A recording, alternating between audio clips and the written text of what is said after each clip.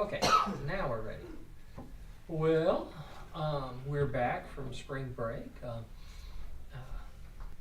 Would have been, we ended up not having, Chris and Maddie did come and we were gonna have a family night, had games all set up. Chris made a dish, Maddie made a dish, Chris made a dish, Ethan made a dish, both of them like special. And, and it was running a little late, they got them done, and we're getting ready to walk in to get the food. So we're hungry, and we ended up having a long counseling session. So it's like, so they went downstairs and ate, and then they eventually slipped out and walked out. And so we didn't have the family night, but it was good that we were available. So that worked out pretty good. But it's good to be back, and we're going to pick up in Genesis, if I can see with that sun shining in my eyes. We're in chapter 32, and we're going to pick it up at verse 13. So here we go. Can y'all see the TV? I don't know if it's doing weird stuff on the TV. Yeah. Okay. No, it's not. Did you say 32? Okay. Yes, chapter 32. We've already done this. What? We've already done this. Didn't we delete what we did last week? We're almost, I think we're at the end of 32, actually. Let me read what it is on there. It was perfect. Esau, Eli's days. We did all Yeah, that. we already finished. Why is that still up there? I thought I deleted all what we previously did. I think we're at the beginning of 33. I've Yeah, been just me too. deleting and resaving. So, I don't wanna do it. so did he wrestle the angel? Yeah. Yes. 32 through. Yeah, Well- I think we're gonna start the first of 33. Yeah, we I'm are. gonna delete those now because I don't know why. I must not have hit save after I deleted them, so they stayed in there when I reopened it here. So we don't need Hosea. So now we're at 33 and verse number 1. So, as we previously did, Jacob was approaching Esau with his family. They separated the camp. He had faith, but yet he struggled, and then ended up, some people, talk about it like the wrestling with the angel is like wrestling in prayer with God. It's like, God, help me. And so the Lord shows up, and he wrestles, so he's laboring in all of that, and he's not going to let the angel of the Lord, which was Jesus, a theophany, go, and said, I won't let you go until you bless me. I need a blessing.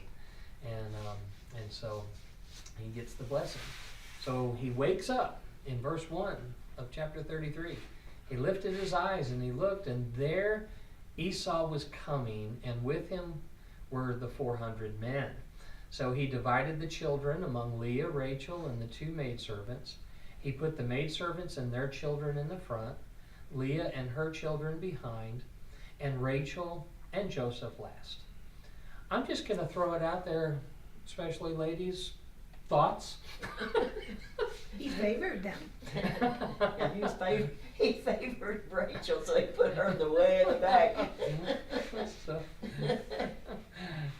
would you want to be married to a guy with multiple wives? No. And you're like, if I'm the favorite, I would. Not even So, then. That's what you get when you have that. But we're not shocked, but yet it's still Yeah. like It's very in your obvious. face when you read that. But it was realistic. I mean, he's gonna do that. But those women and those 10 boys are, they're thinking, because Joseph's the 11th, Benjamin's going to come later, and they're remembering this the rest of their life. And so it's an interesting thing. Y'all are not jumping in, it's Linda's birthday She wants to hear other opinions. So, so verse 3, then he crossed over before them, and he bowed himself to the ground 7 times until he came near to his brother. So you can just picture this. He's moving toward Esau. Esau's coming with the 400 men, and it's, as we are going to see, not what Jacob's afraid of, because as we talked about, the Lord's more than able to protect him and help him, can let his favor be upon Esau, just like he did with Laban, and do you think maybe the Lord did do some of that? Or time did that, or whatever? I don't know. We're going to see the attitude of Esau pretty soon here. But as he's approaching him, he bows all the way to the ground 7 times. And that's humility and honoring and everything else as he's approaching him. So 7 times he shows this respect to Esau. And then 4, it says, but Esau ran to meet him and embraced him, fell on his neck and kissed him, and they wept. So, what do you all think? Did God? I think time and distance, Healed. they all kind of grew and mellowed Mm-hmm. and started missing one another. Yeah. And do you think the favor factor, the favor of God, God, let me put it this way. God will not control our thoughts. I've invited him to do that. I've told that over the years a few times, that I gave him permission and said, I know you won't violate my will, that you give all of us free will, but here's the deal, Lord. I choose for you to control me, and that's my will. So when you control me and make me do what I don't want to do, it's okay, because it's my will for you to do that. And the Lord,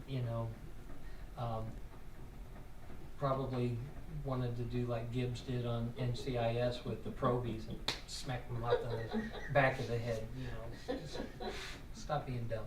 So I think time did that, family connections, that distance and everything. But we also see that time can bring a distance, not just physical distance, but it can bring a distance. So it could go either way. Mm-hmm. Whenever I see my family, it's been a while since I've been able to go to Indiana, and I haven't, I've been to Illinois for the wedding, but it's been a while, and but when you see family, they're still family, but other people, it's like there's almost stranger, it's like they'll maybe warm up after a while. It just depends. Well, there's 2 sayings. One is absence make the heart grow fonder. Mm-hmm. And the other one is like out of sight, out of mind, like. Mm-hmm. Yep. And so I kind of think that God's in this too. That favor, that what He'll do externally is He'll influence us or others to help them to see us in a positive light. Mm-hmm. And we call that the favor factor, the favor of the Lord. That's a favor factor is just a way of identifying a principle. But the Bible speaks of the favor of the Lord, divine favor. And so we'll pray those prayers. Be with so-and-so when they go on their job interview, that your favor will be on them, and they'll look at them in that positive light and think, I just feel good about this guy. I want to hire him. And so I think there may be some of that as well that causes Esau to run to him, because Jacob's still in fear. He wrestled with the Lord. He got the blessing. The Lord said, I'm going to do all this. And yet he still separates, I'm going to still do my part. There's some parts of us that works out over time, and we all know it's true. We get closer to God over years, but there's parts of our character and our life and our beliefs that it takes longer in certain areas to get over some things and get victory than others, because we're all works in progress. And it's not to say he's not doing anything in our lives, he's just doing some different things. And so some of these issues, they take longer and they're more challenging.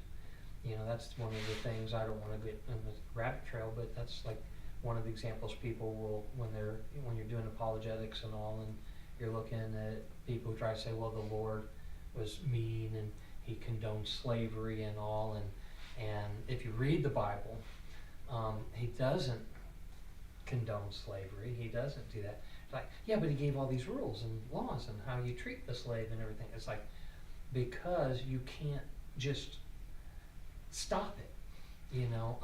It took a long time for us to get victory over slavery. They worked at it, fought for it and everything.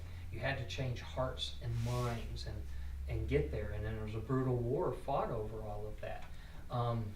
The slavery that you're looking at in the Bible is not like the slavery in the United States, what they call chattel slavery, where they actually took people from other lands and owned them and everything. It was a little bit different than that. But he had that. So it's like we have animal welfare laws. If you beat your dog, even if you own that dog, you say, well, that's just a dog. It's not God. It doesn't have a soul. It doesn't have everything. Beat your dog out in the front yard and see if the police don't show up and you get arrested for animal cruelty. Okay, it may be your dog, like it may be your car, and you can go out there with a baseball bat and smack your car up if you want, but you don't do that. There's laws to govern our behavior, and that's what God was doing, because humanity in their own free will was choosing to do things. And so he gives rules and regulations. It doesn't mean he condones it. He's ever bringing people more to his nature and being like him. So Jacob still got these issues, and yet God, I believe, really moved on Esau's heart, time as well, but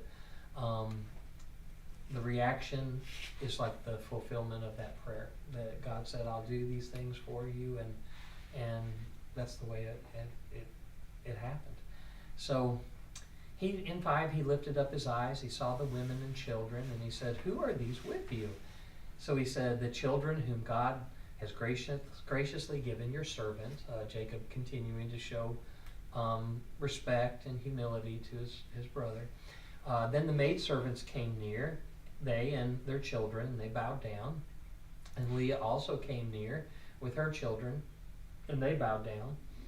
Afterward, Joseph and Rachel came near, and they bowed down.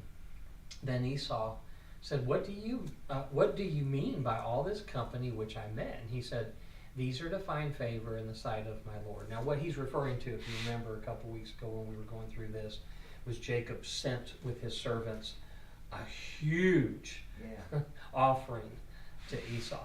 And that's the company. All of these, people that brought all of this stuff. And so, so that's what Jacob's saying. They're to find favor in the sight of my Lord. And it's the reason why I'm bringing out the favor factor, the favor of God. Jacob, still dealing with that part of it. He's I got to do this myself. I got to work. I got to figure it out kind of a guy. He gets that from his grandma and his grandpa, Abraham and Sarah tried to figure everything out. It really doesn't ever go really well when we try to figure it out and do it our own way,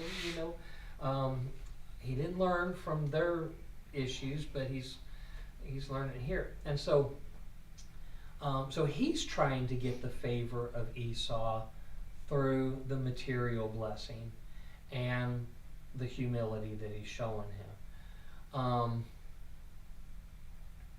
But Esau already showed that Jacob saw Jacob and had favor, the favor of God moving to see Jacob as his long lost brother, that distance, that time, that familial relationship, that God can warm the heart. Dr. Dobson coined that principle: turn your heart towards home, and God will do that. He can work on the hearts of people and try to bring thoughts, like whisper in the ear, so to speak, into the consciousness of someone and remind them. Have you ever had him do that? Where you might not be feeling good about somebody or someone, and then God thoughts just start to come, and it's these positive things. You've heard me talk about when I was driving down the road and grumbling and complaining, and the Lord took me to Philippians 4 and broke it right down and it changed my thoughts to positive thoughts and warming up, and I just completely 180 in attitude. God can do that, and he'll do that as much as he's able to upon other people. He can have an influence. He won't control. Whoops, I just did that thing where it clicks. If you ever, Caitlin may not remember, you might, I don't know, but just a few years ago, Oral Roberts, had on his heart to build, this hospital and all of the stuff that he was doing, and it was a big, costly task. And he needed to raise so many millions of dollars. And whether you think it was right to do it or not,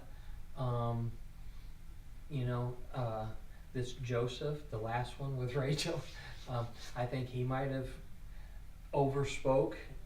Only heaven will reveal it to us. But did he have to reveal his dreams to his brothers and his mother and father, who took offense at them? You will bow down. You'll worship me. You'll serve me. Didn't have to share it. Didn't change the prophetic nature of those dreams that stuff was going to happen, and it did. But Jacob, it could be the same thing. Sometimes we can do that, and I don't know. That's just something to think about. But Esau, who it's already worked. Oh, I started to say that. God still gave favor, with Joseph in his situations in his life, everywhere he went, and everything. But it produced the negative result. We don't always have to say everything. But Esau says, I have enough, my brother. Keep what you have for yourself. I don't need any of this to feel fondly about you. Whatever the method, motivations where God can move externally on the heart of an individual,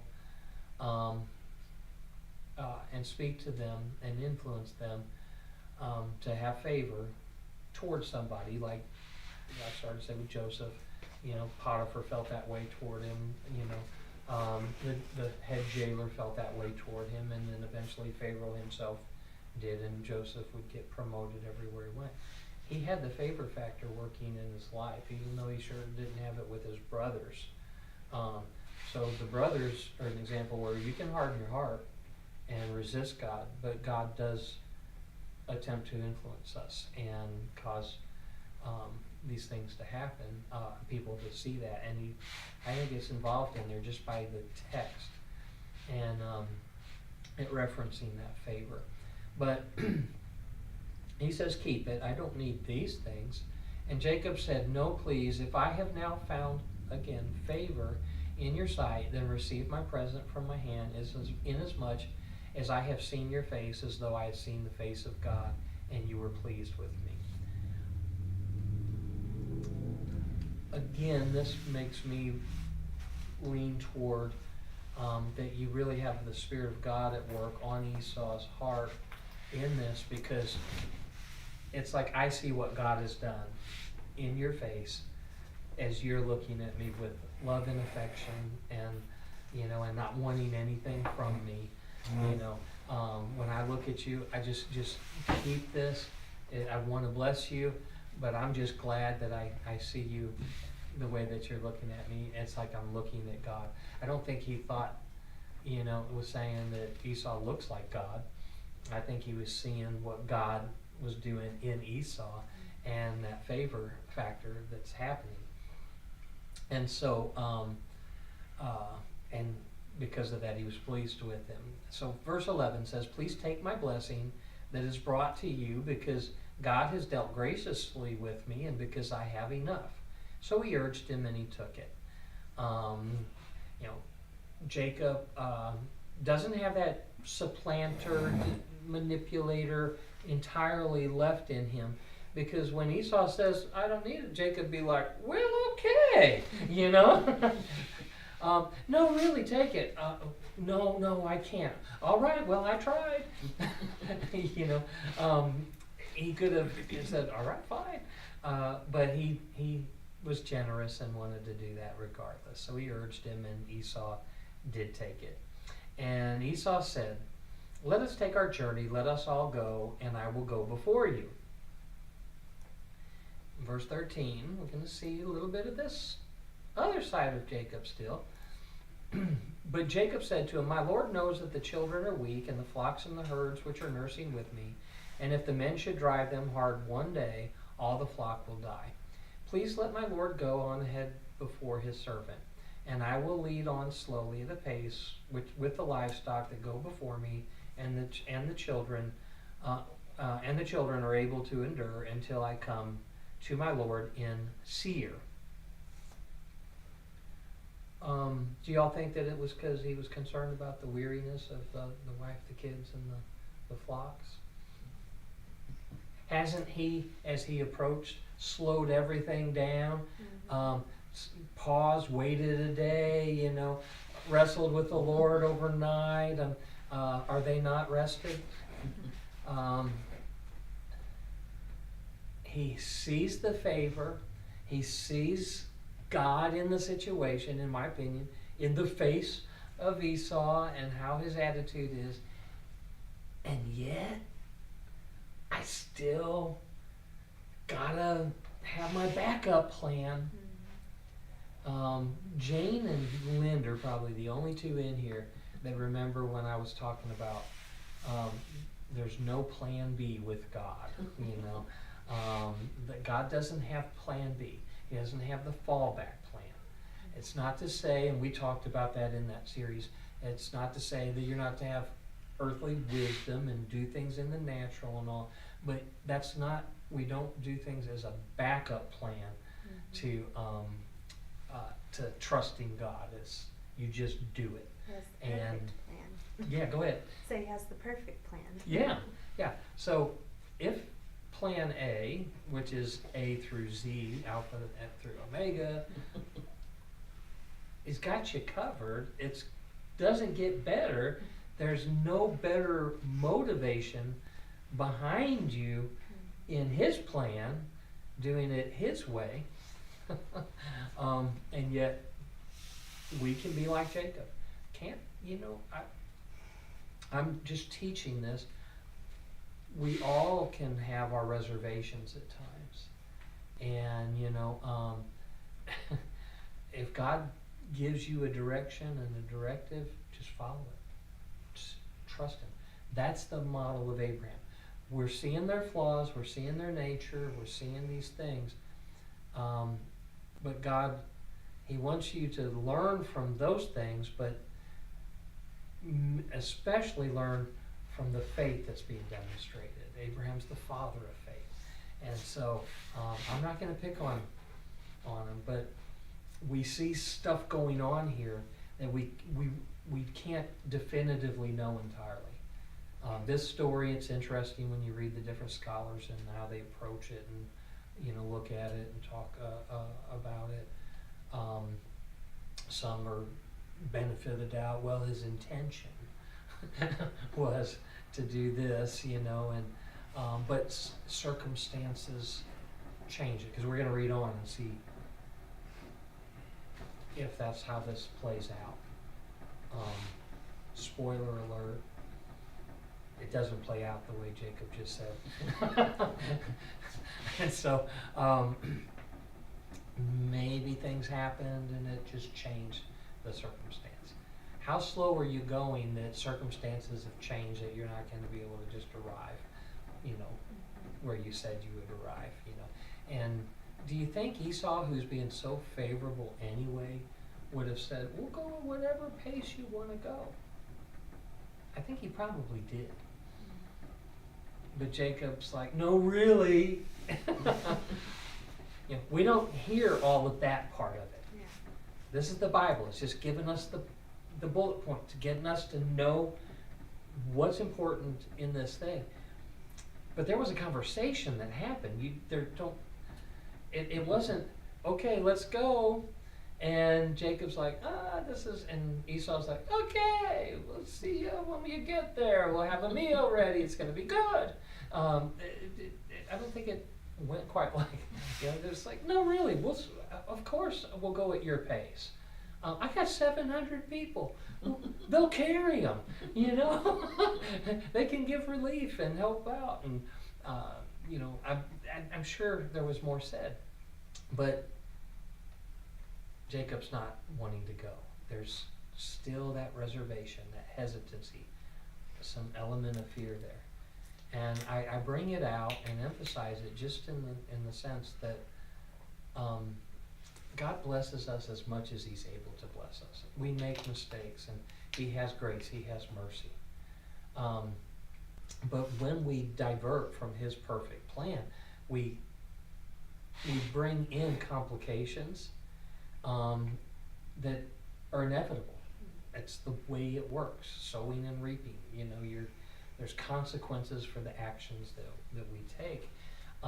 And we can find ourselves where God's blessing us as much as He can, but if I'm here and He wants me here, I'm not going to get that full blessing that He has for me if I were in His perfect will.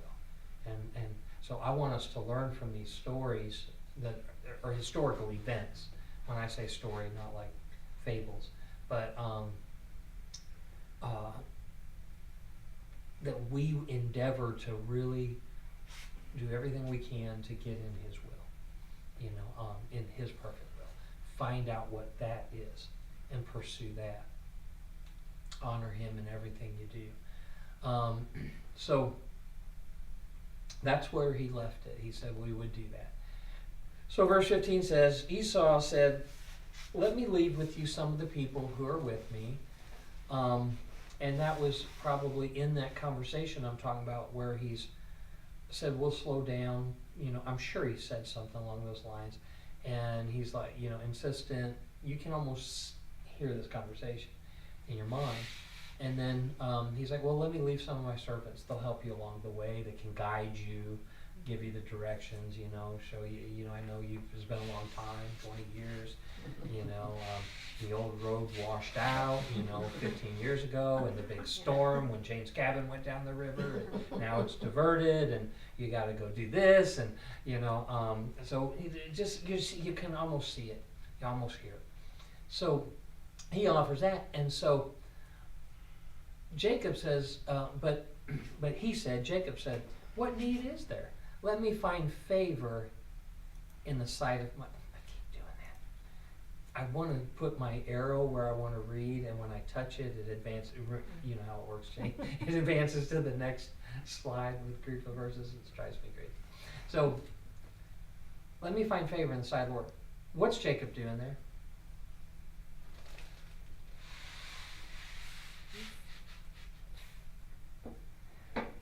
Y'all are scared. It's okay to, you know. Let me ask you, Is he like, talking Lord as in Esau? Let me find favor in the sight of Esau. Esau. Yeah. He's trying to seek favor that God is already manifested. Yeah. But Jacob's like, I gotta have my hand in it.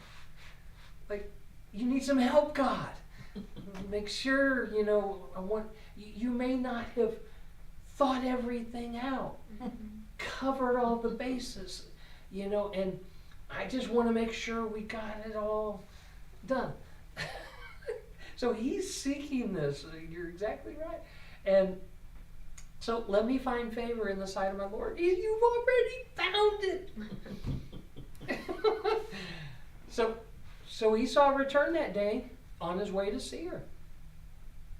It's like, so be it. He already had the favor. Let me find favor. Jacob may even felt a little self-satisfied at this point. Well, I convinced him. That was a close call. And you just want to say, you big dummy. You already have it. So Esau goes. And then it says, listen to this in 17. Jacob journeyed to Succoth, built himself a house, and made booths for his livestock. A barn with all the stalls, booths, or what do we call a paddock with all of the, he set a ranch up for all of his livestock. He had a lot. He gave a portion, and it would have took something to build to house everything.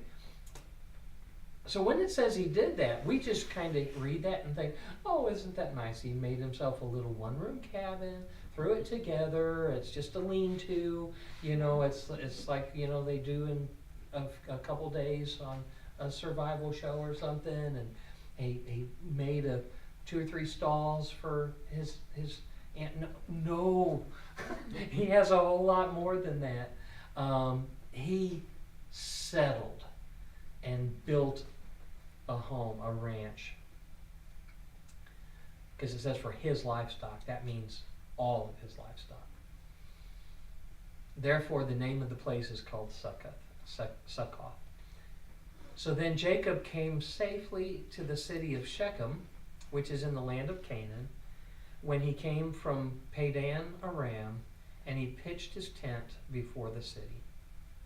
And he bought the parcel of land where he had pitched his tent from the children of Hamor, Shechem's father, for 100 pieces of money. And then he erected an altar there, and he called it El Elohe Israel. You guys are being really quiet. I want to just ask your thoughts. I know what all the different scholars, commentators, theologians have said about this. Like I said, it kind of varies from, maybe things happen. I don't see things just happened while he's on the way to see her. I wonder how far he was away from Seir. I should have looked up the map and looked at how far. I mean, it's over to Canaan. It's not in the same, it's not next door. Yeah. And so he doesn't honor his brother at all. He doesn't trust him. He doesn't trust him. He told Jacob, Jacob told him, I'm coming, but he never comes. What would Esau be thinking? It's a great question. I'm going to let you all do stuff, and I can, give my thought too. But, if you want me to just teach you, but, I love it when you engage and get involved. I can ask leading questions maybe a little bit. You're right, he doesn't trust him. But by not trusting Esau, who is he ultimately not trusting? The Lord. So his faith has grown, but he isn't trusting in the promises fully that God has given. But this is going to open the door, and But if anybody has some thoughts, I'll show you the other side of some of the scholars and different people who say some things. But anybody got any other things to say before I share a potential viewpoint? Go ahead. Well, back in 12 and 13 and through there, when he was offering Esau all that stuff, and Esau said, no, you keep your stuff, I have enough of my own. Mm-hmm. Do you think Esau knew how much he had to give up to get all that stuff, starting from working with trying to get Rachel, and then they gave her Lee, and then another 7 years, and all those years he had to work for all that stuff for nothing until, In my opinion, I don't think there was any contact. I don't Okay. think Esau would have had any idea. okay, Because he said, who are all these people? He Yeah. didn't say, so this is the women that you told me about. Now, which ones are the concubines that you wrote about or talked to me on Zoom about? And which ones are, right? Oh, no, Zoom, I recognize Rachel and Leah. There you are in real life. No, I don't think so. Okay. I kind of think, based on that response from Esau, that he doesn't know what Jacob went through. Yeah. All he knows is what he had, and he saw in his life what God promised him. Father, don't you have any blessing? Is there yet some blessing that you Yeah. can bless me with? And Isaac gave him a blessing and what God had said. And it was a good blessing. That he would prosper and have all of this. And Esau did. He had wealth. So you think because he received that blessing, he was able to forgive his brother and let things go? I think that favor factor of God is working based on those kind of things. That he sees, he's got a blessing, and I'll bet it's going really good for him, but God's been good to me. And have you ever been in that place where you have desires, goals, and dreams? You see somebody else, maybe a relative, maybe a sibling or somebody that's more successful than you are, but you're doing well yourself and can be satisfied, find a satisfaction in that, and say, that's wonderful. I'm glad for that. And and they may have went further than you did, but you get, it's I think that God's working that favor for years. So it is the natural distance and family, the separation and missing that, but when that favor of God can be working, it can be like, I allowed my fury, my wrath, to cause my brother to flee for his life. And he's been gone all of these years. And regret. And God has blessed me. It is, he had a lot of time to think. It is my own fault. All I had to do is say, no, thank you. I'll just work my way all the way back to home and get a meal when I get there, and so on, and he could soften. I think that favor of God can work on us, over time, because God knows His plans, and so it's good thoughts. Anyone else got any thought on that? Because that kind of leads to some of that plan. Look at the top of the screen up there. He ended up going to Shechem. Where was it? Canaan. In the land of Canaan. We sing the songs of Canaan land, the promised land. That's all future stuff, but other scholars say, well, maybe he diverted to settle not where his brother settled, because God has this covenant and plan that's going to be fulfilled through Jacob. So he goes and settles there instead.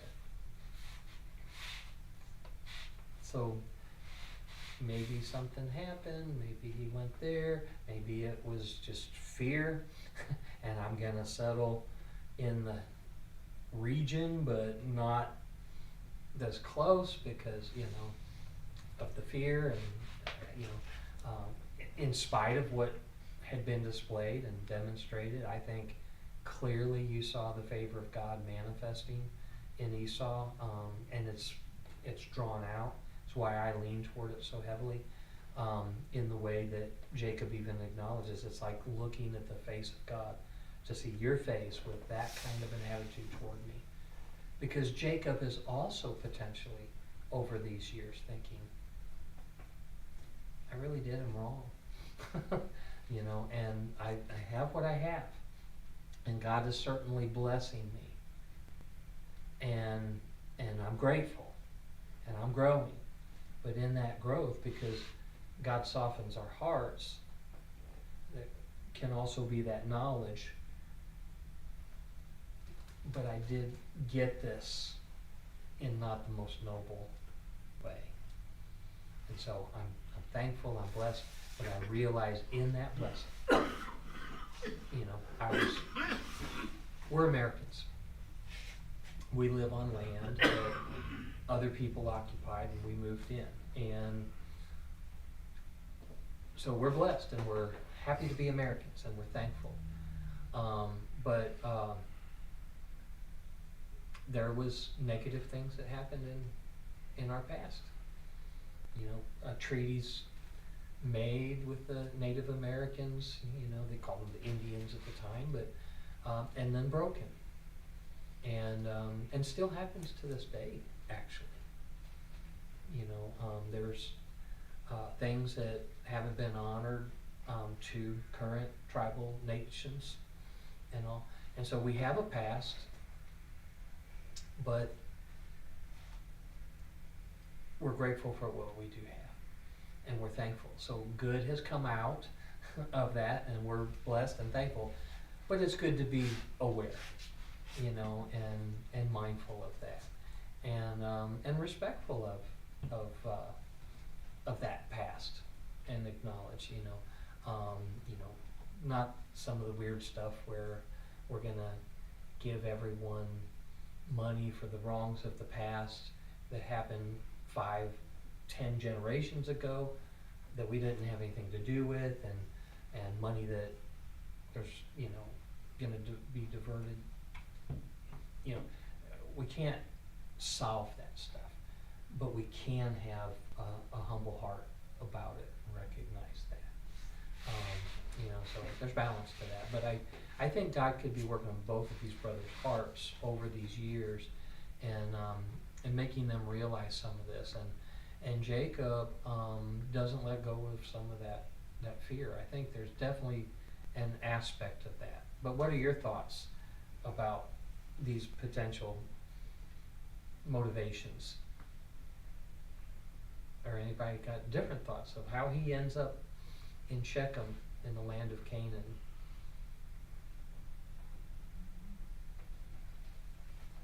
I would think he would want to be in the land that the fathers were promised. Is that not? Well, the picture that God, for context, sometimes we'll think in terms like, so where Esau is that little patch of, is where Dad, our 100 acres or whatever. What God promised to Abraham, Isaac, and Jacob, to Israel, they have never occupied all of it, and won't until the Lord comes back and establishes His throne.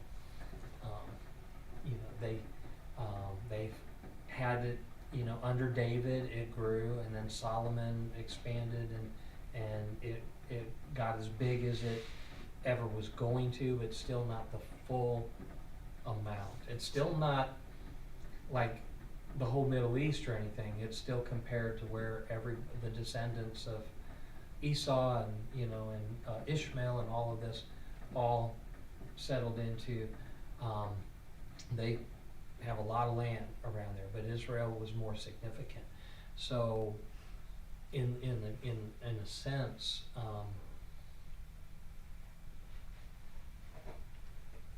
it's part of that, but it was bigger.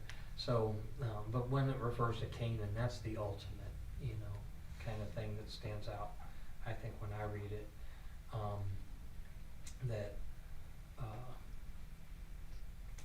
that's the primary, central part of, where that is. But I think where Esau and where Isaac was within that, that it's all in there. And that's why I kind of lean a little bit more towards the hedging his bets, being afraid, grateful for what he had, but, we have a history. I don't know that I want to make waves. If I go, to where Ishmael is, or Ishmael, where Esau is, with all my flocks, and I settle in, he's going to start looking at what I have compared to what he has, and while he's prospered, and I've even given him this huge monetary blessing that's expanded his wealth, because with livestock and the numbers you're talking about, and and milking, and all of that, he's going to keep getting richer, even faster because of just that. And yet, that was a portion of what Jacob has. And so, we can move on the same property or the same area of where Dad was, and Esau's got his, 3-story with a above ground pool, and and a little concrete patio and a tent, kind of awning on it. Jacob's got this, 4-story, 5-wing, in-ground pool, tennis courts, all of this, more, and he's going to be looking over and seeing my house, and and what's he going to do? Is he going to get a little irritated again? I kind of think that I'll say it like this. When I read the context, the unfolding of this story, seeking God's favor, he's already saw it, God already made promises, yet then he still wrestles God and wants this, and God gives him the ultimate promise yet again that came to Abraham and all. But he's still not fully letting go. Faith has really been growing, and the blessing of God's working in Jacob's life. I'm not going to, rebuke him and judge him. I'm just evaluating what God's showing us so that we can learn from it, and I can learn from it. I would to God that I could have the faith that Abraham had, and Isaac had, and Jacob had, and see the manifestation on the levels of blessing that they had. But I have to read this honestly and truthfully, because God anointed it to be in the scripture and show the all of it. I see the favor of God consistently in it, and I see Jacob does have faith, and yet he's still seeking to produce favor of his own effort, his own work. He's still not trusting in that fully, and so I'm going to just settle over here and let there be some space between us. My heart is coming back. I'm ready to go inherit the land. It's time. I want to grow and have my own place. I'm not going to live in, Laban and with all the people of that land. They're all starting to hate me, and I just want a clean start. And he's going away from kind of both. Mm-hmm. Makes And sense. so for me, it's I see him not fully engaged there, and yet God's going to have a plan fulfilled. Even when we mess up, You know, Moses didn't get to go into the promised land. You know, because he didn't listen to God. He let his anger get the better of himself, and you know, and yet God led him all the way up to the border of it, of Canaan, and to get on a mountain and look over at the land that flows with milk and honey. You know, and died, and the Lord buried him. You know, so great leader, Moses, a hero. But he didn't make it.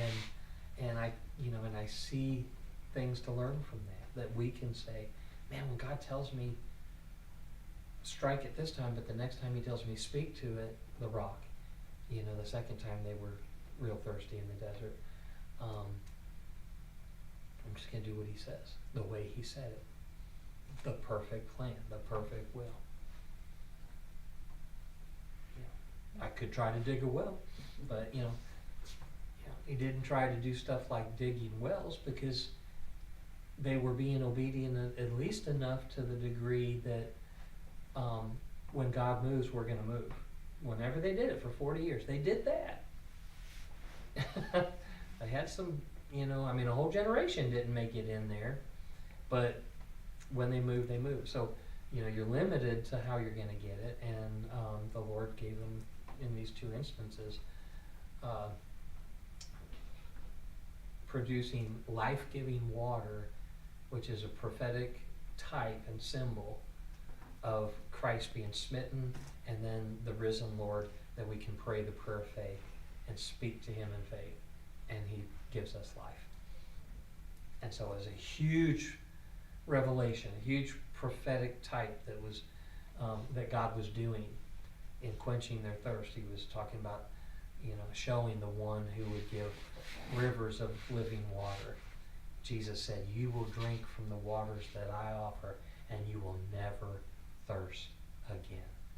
And all you got to do is say, I believe, I receive. You don't smite him. You don't have to kill him and shed his blood for you personally. That's already been done. Now you just speak, believe in your heart, confess with your mouth, and you'll be saved.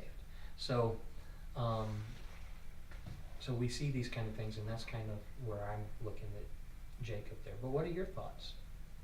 Does anybody see anything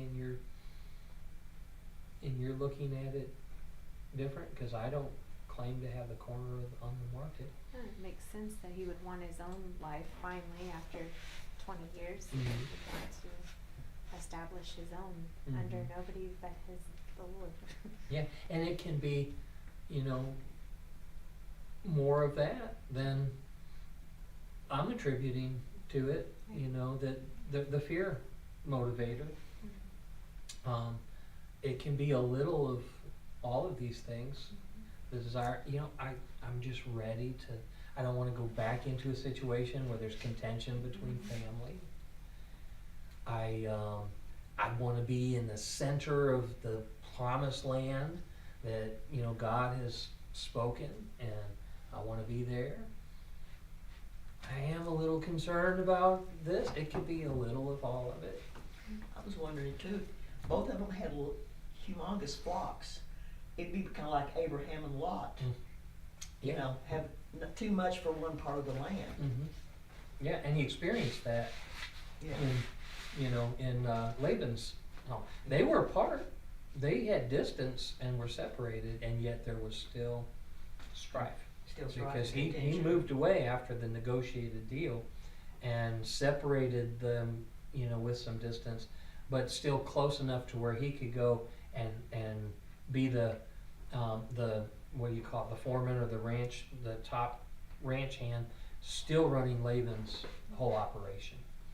And so so there was some distance, but it was still there, and so that enabled that tension, just like Abraham and Lot's servants. And so you can have it out of practicality, you know. So good thoughts. I'm glad you're all throwing it out there. What anybody else got some, you know, thoughts on it? Because, you know, life can be all of this, you know.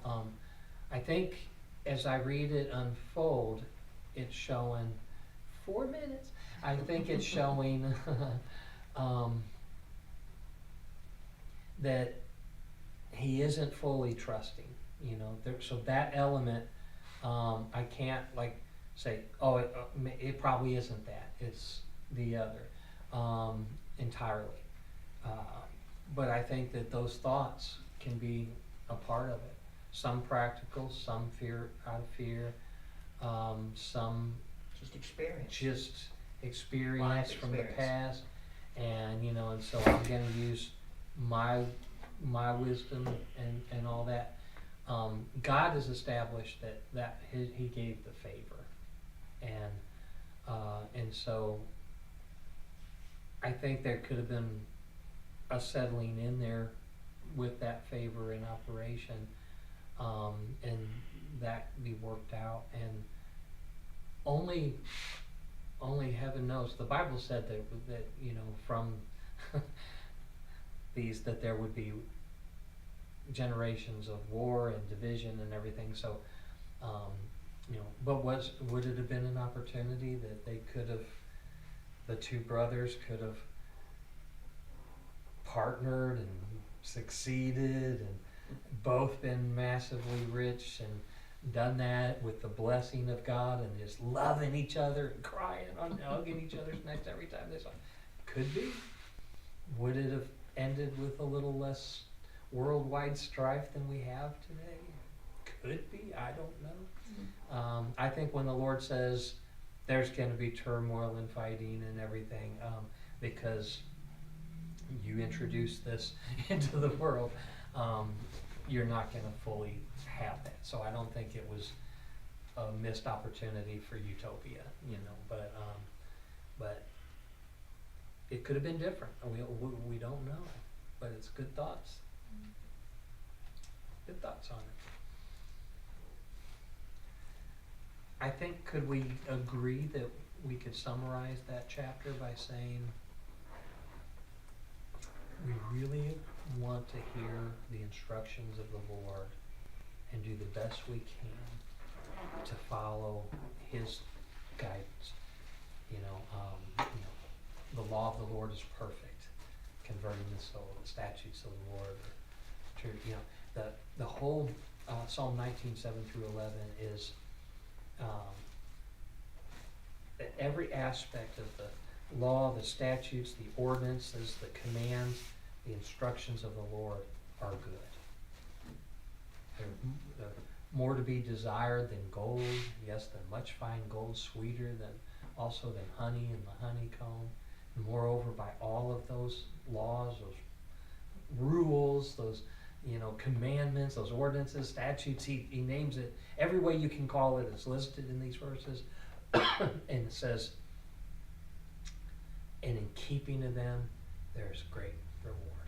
So, so that I think we can get from this. Whatever the fine points of it is, it's interesting to think about. But I can see where God's doing His part. I really see that all through it. And Jacob has grown a lot. I believe Esau has grown a lot. God's worked on these guys' lives, and we need to just learn to trust Him fully. And when we do, He can make things happen that we can't even imagine. So, it's 8 on the dot. Father, thank you for your word tonight. Pray that we can just kind of meditate on it and reflect on it over the next week, and just look at our own lives and our own decisions, and ensure that we're doing it based on seeking you and your will in prayer, and following what you give us to do rather than what we do. Let us not revert to our own understanding, our own natural wisdom. Let us always look to you, your wisdom, your guidance, your instruction, and follow that as we pursue the things that we do in our lives. And I believe, Lord, as a result, we will be made rich with the blessings of God, the favor of the Lord, and see incredible things happen because we're in the center of your will. We give you praise for it. In Jesus' name, amen. Amen. Lord bless you. Bless Linda on the